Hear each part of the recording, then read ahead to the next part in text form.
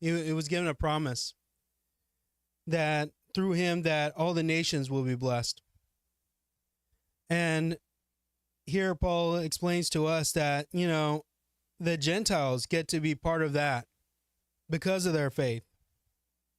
And so I started asking God, I'm like, well, God, what are you trying to say here? And the word that he gave me was about being grafted in.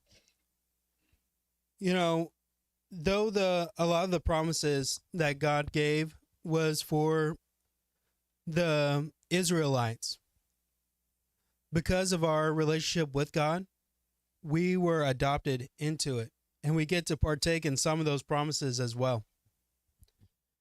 We go into Romans chapter 11, and we're going to start with verse 13. But I am speaking to you who are Gentiles, inasmuch as that I am an apostle of Gentiles, I magnify my ministry. If somehow I might move to jealousy, my fellow countrymen, and save some of them. For if their rejection is the reconciliation of the world, what is their acceptance? Be but the life from the dead. If the first piece of dough is holy, the lump is also. If the root is holy, the branches are too.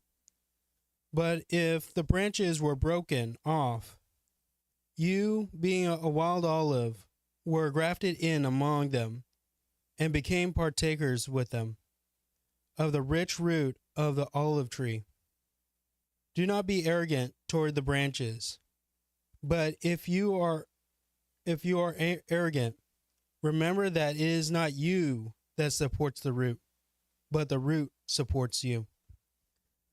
In this time, in this passage, Paul is talking to Gentiles, and he's telling us, hey, look, you guys are grafted in. You guys are part of the promise that God made to Abraham, and that we get to share some of those blessings.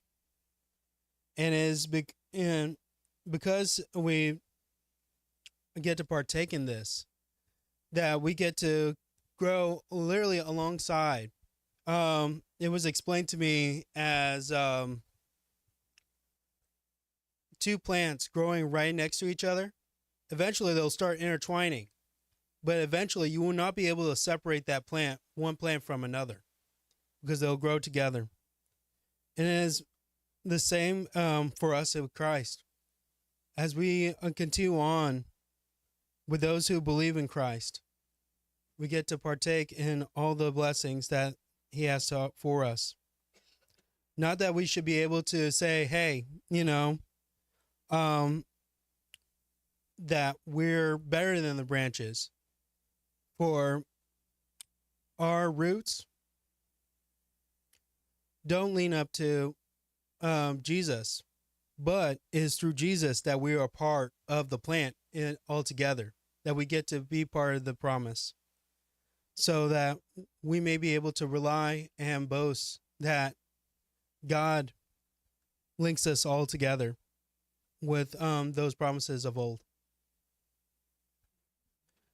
And that's what I have for you today.